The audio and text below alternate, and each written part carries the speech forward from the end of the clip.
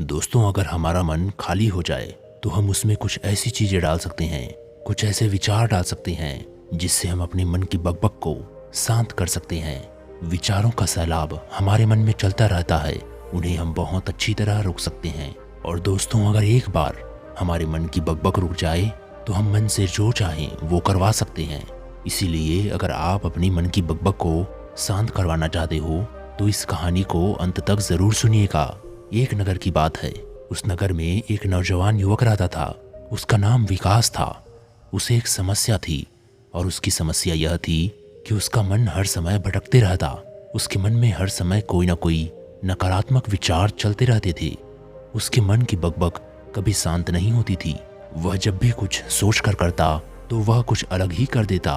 कभी वह अपनी अतीत के बारे में सोचकर पछताता था कि काश मैंने उस काम को, उस समय को कुछ ऐसा कर दिया होता, उस काम को वैसा कर दिया होता। या फिर वह अपने भविष्य के बारे में सोचता रहता और डरता रहता कि कहीं भविष्य में ऐसा हो गया तो क्या होगा, कहीं मैं असफल हो गया तो क्या होगा, अगर कोई मुझसे कोई गलती हो गई तो लोग मेरा मजाक उड़ाना शुरू कर देंगे। और ऐसे ही कई सारे नकारात्मक और असफलता से भरे विचार उसके मन में आते रहते थे। विकास हमेशा ही अपने विचारों में खोया रहता। वह अपने विचारों से मुक्ति पाना चाहता था। विकास चाहता था कि उसके मन में कोई भी फालतू विचार कभी भी ना आए, लेकिन हर समय विचारों का सैलाब उसके मन में उठता ही रहता। इसीलिए जीवन में वह बहुत परेशान हो गया था। फिर एक दिन उसे किसी ने बताया कि यहाँ पास के ही जंगल में एक बौद्ध भिक्षु रहते हैं, उसके पास जाओ, वो तुम्हारी मानसिक समस्या का समाधान अवश्य ही कर देंगे। यह सुनकर विकास तुरंत ही बौद्ध भिक्षु के पास चला जाता है और अपनी सारी समस्याएं उन्हें बताता है। बौद्ध भिक्षु भी विकास की बातों को बड़े ही ध्यान से सुन लेते हैं और उससे कहते हैं कि तुम मुझसे क्या जानना चाहते हो। ये सुनकर विकास कहता है, हे गुरुदेव, मैं अपने मन को शांत और खाली करना चाहता हूँ। मैं आपसे ये जानना चाहता हूँ कि मन को खाली व शांत कैसे करते हैं। मेरा मन हर वक्त विचारों से भरा रहता है। मेरा ध्यान एक जगह लग ही नहीं पाता है, जिसके कारण मेरे हर काम में समस्या आ जाती है।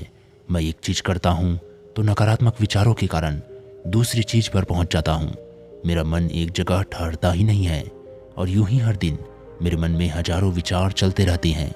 और ये कब होता है, क्यों होता है, मुझे कुछ पता ही नहीं चलता। बहुत देर बाद मुझे एहसास होता है कि मैं क्या करने बैठा था और मैं क्या कर रहा हूँ। गुरुदेव, मैं अपने मन को विचारों से खाली कर देना चाहता हूँ। मैं चाहता हूँ कि मेरे मन में एक भी विचार ना आए। जब मैं चाहूँ तभी मेरे मन में विचार आए।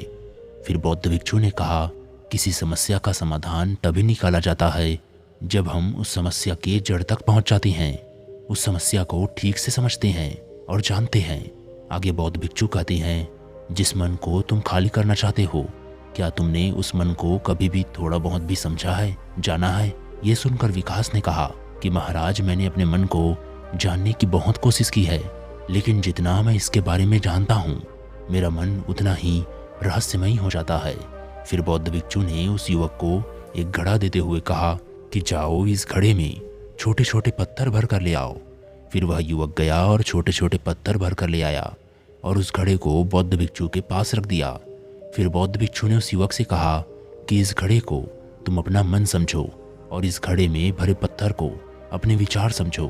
अब इस घड़े में और पत्थर डालो। उस युवक ने घड़े में और पत्थर डालना शुरू किया, जबकि घड़ा पहले से ही भरा हुआ था। एक दो पत्थर डालने के बाद बाकी सारे पत्थर नीचे गिरने लगे। फिर बौद्ध भिक्षु ने उस युवक से कहा, रुको जरा, ध्यान से देखो। अब घड़े में पत्थर नहीं आ रहे हैं, बल्कि पत्थर नीचे गिर रहे हैं, क्योंकि यह एक घड़ा है। जो इसमें आ सकता था वह आ गया। अब इसमें और पत्थर नहीं आएंगे। अगर दूसरे पत्थर डालने हैं तो पहले वाले पत्थरों को निकालना होगा। यह सुनकर उस युवक ने कहा, गुरुदेव, मैं आपकी बात को समझ गया हूँ कि आप मुझे क्या बताना चाहते हो। हमें अपने मन को विचारों से ही खाली कर देना चाहिए। विकास की यह बात सुनकर बौद्ध भिक्षु मुस्कुराने लगे और कहा, पहले मेरी पूरी बात तो सुन लो, उसके बाद मन को खाली कर लेना। उसके बाद बौद्ध भिक्षु ने युवक से कहा कि हमारा मन इस घड़े के बिल्कुल उल्टा है, क्योंकि तुम घड़े को पत्थरों से भर सकते हो, लेकिन मन को विचारों से नहीं भर पाओगे, क्योंकि मन तो हमेशा खाली ही रहता है। यह सुनकर उस युवक ने कहा, गुरुदेव, मुझे आपकी बातें कुछ समझ नहीं आ रही है। मन अगर खाली रहता है तो फिर हम उसे खाली करना क्यों चाहते हैं? फिर मन को खाली करने की क्या ही आवश्यकता है? फिर बौद्ध भिक्षु ने उससे कहा कि इस घड़े से एक एक करके पत्थरों को बाहर निकालो। विकास ने वैसा ही किया और घड़े से पूरे पत्थरों को एक एक करके बाहर निकालता रहा और ऐसा करते करते अंततः घड़ा खाली हो गया। फिर वह बौद्ध भिक्षु ने युवक से कहा, देखा तुमने, जब तुमने एक एक करके पत्थरों को बाहर निकाला तो यह घड़ा खाली हो गया।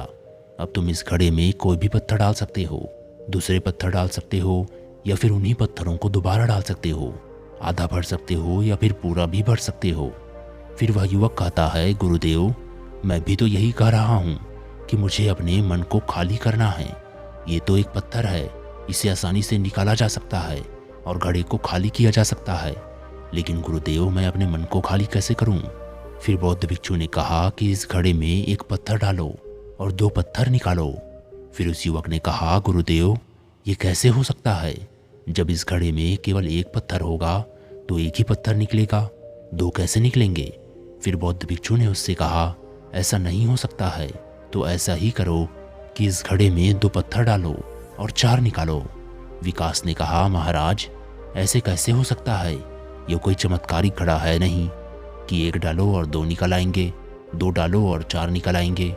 यह सुनकर बौद्ध भिक्षु ने कहा, यह घड़ा तो चमत्कारिक नहीं है, लेकिन तुम्हारा मन तो चमत्कारिक है।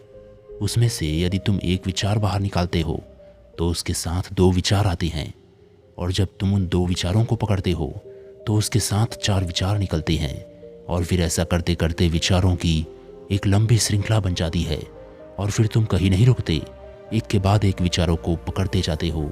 यह मिट्टी का घड़ा तो पत्थरों से भर जाएगा, लेकिन तुम्हारा मन कभी नहीं भरता, वह हमेशा खाली है। यह इस मन की माया है कि सब कुछ है फिर भी कुछ नहीं। फिर उस युवक ने कहा कि गुरुदेव, मैं आपकी बात समझ रहा हूँ, लेकिन क्या मैं हमेशा अपने विचारों के जाल में ही फंसा रहूँगा? क्या मन के इस माया जाल से निकलने का कोई रास्ता नहीं है? फिर बौद्ध भिक्षु ने कहा, इस मिट्टी के घड़े में आधे पत्थर भर दो। उस युवक ने वैसा ही किया। फिर बौद्ध भिक्षु ने कहा, अब इन पत्थरों में से कोई एक पत्थर चुनो और उस पत्थर की एक छोटी सी मूर्ति बनाकर मुझे दे दो। मैं जानता हूँ कि तुम एक अच्छे कलाकार हो। विकास ने एक पत्थर निकाला और उस पत्थर को बौद्ध भिक्षु के सामने ही तराशने लगा। पत्थर को तराशते वक्त उसे लगा कि यह पत्थर अच्छा नहीं है। फिर उसने दूसरा पत्थर घड़े से निकाला, लेकिन उसे वह भी पत्थर पसंद नहीं आया। फिर वह तीसरा पत्थर निकाला, लेकिन वह तीसरा पत्थर भी उसे पसंद नहीं आया। उसका आकार अच्छा नहीं था। ऐसे करते करते विकास ने सारे पत्थरों को बाहर निकाल दिया। उस युवक को ऐसा करते हुए बौद्ध भिक्षु बड़े ही ध्यान से देख रहे थे। फिर बौद्ध भिक्षु ने उस युवक से कहा, जो तुमने सबसे पहला पत्थर निकाला था, उसको यह समझकर तराशो कि इसके बाद तुम्हारे पास कोई और पत्थर नहीं है और ये एक ही पत्थर तुम्हारे पास है। फिर उस युवक ने जैसा गुरुदेव ने कहा उसी एक पत्थर को लेकर तराशना शुरू किया, और उसने उस पत्थर से एक बहुत ही सुंदर मूर्ति बनाई और बौद्ध भिक्षु को भेंट की। और बौद्ध भिक्षु से कहा कि गुरुदेव, इस पत्थर से इतनी सुंदर मूर्ति बन सकती थी, मैं यहाँ सोच भी नहीं सकता था। उस युवक की बात सुनकर बौद्ध भिक्षु ने कहा कि जब तुम्हारे पास कोई दूसरा विकल्प नहीं होता है, तब हम उस विकल्प में ही संपूर्ण ऊर्जा लगा देते हैं और उसी को सबसे बेहतर बनाते हैं। और जब हमारे पास कई सारे विकल्प होते हैं तो हम पत्थर चुनते भी नहीं और मूर्ति बनती भी नहीं। हमारा मन भी एक विचार के पीछे हजारों विकल्प खोल कर रख देता है और एक मुख्य विचार को छोड़कर उन सारे विचारों में उलझ कर रह जाते हैं। फिर उस युवक ने कहा, गुरुदेव, मैं आपकी बातों को बहुत अच्छे से समझ गया हूँ, लेकिन अब मुझे क्या करना चाहिए? कृपया आप मुझे मेरा मार्गदर्शन करें। बौद्ध भिक्षु ने उस युवक से कहा कि मन को खाली करना, साफ करना 1-2 दिन का काम नहीं है, ये बहुत लंबी प्रक्रिया है। तो क्या तुम इसके लिए तैयार हो? वह युवक कहता है, जी गुरुदेव, तैयार हूँ, चाहे कितनी भी लंबी प्रक्रिया क्यों ना हो। फिर उस बौद्ध भिक्षु ने युवक से कहा कि मन को खाली व नकारात्मक विचारों से दूर रखने के 6 तरीके हैं। आओ उन्हें एक एक करके समझते हैं। पहला तरीका है कि ऐसे लोगों का साथ छोड़ दो जो तुम्हें कमजोर, पिछड़ा हुआ व लक्ष्यहीन महसूस कराएं। हमारे आसपास ऐसे लोग होते ही हैं जो हमसे पद और धन में ऊपर होते हैं, और उसी पद और धन के घमंड में वे अपने से नीचे लोग को कुछ भी नहीं समझते। इसीलिए ऐसे लोगों के पास रहना ही नहीं चाहिए। और ऐसे लोग अपने से छोटे लोगों को हमेशा यही महसूस कराते हैं कि आप कितने छोटे हैं, और इसीलिए वह छोटे लोग अपने जीवन में कुछ बड़ा हासिल कर ही नहीं सकते। इसके अलावा कई बार हमारे मित्र और घर परिवार के सदस्य भी ऐसे होते हैं जो अक्सर हमें छोटा महसूस कराते हैं, हमें नीचा दिखाने की कोशिश करते हैं, लोगों के सामने हमारा मजाक बनाते हैं। तो ऐसे लोगों से जितना हो सके उतना दूर रहो।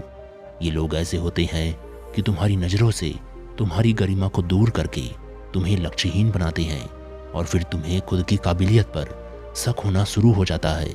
तुम्हारे अंदर खुद के प्रति नकारात्मक भावनाएं आ जाती है, और ये नकारात्मक विचार तुम्हें मानसिक तनाव और चिंता की ओर ले जाते हैं। फिर बौद्ध भिक्षु दूसरा तरीका बताते हुए कहते हैं कि तुम बहुत ही कम और चुनिंदा लोगों को अपना मित्र बनाओ।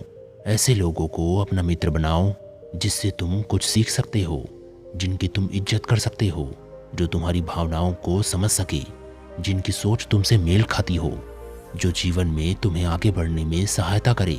हमारे जीवन और चरित्र में हमारे माँ बाप के बाद हमारे मित्रों का ही सबसे ज़्यादा योगदान होता है। इसीलिए मित्रों का सही होना भी बहुत आवश्यक है। ऐसा कहा भी जाता है, तुम उन 5 लोगों का प्रतिबिंब हो जिनके साथ तुम सबसे ज़्यादा वक्त बिताते हो। अगर तुम्हारे आसपास के 5 लोग जिनके साथ तुम सबसे ज़्यादा वक्त बिताते हो वो ईमानदार है, तो तुम भी धीरे धीरे ईमानदार होना शुरू कर दोगे। और अगर वो 5 लोग अमीर हैं तो तुम भी धीरे धीरे अमीर बनना शुरू कर दोगे।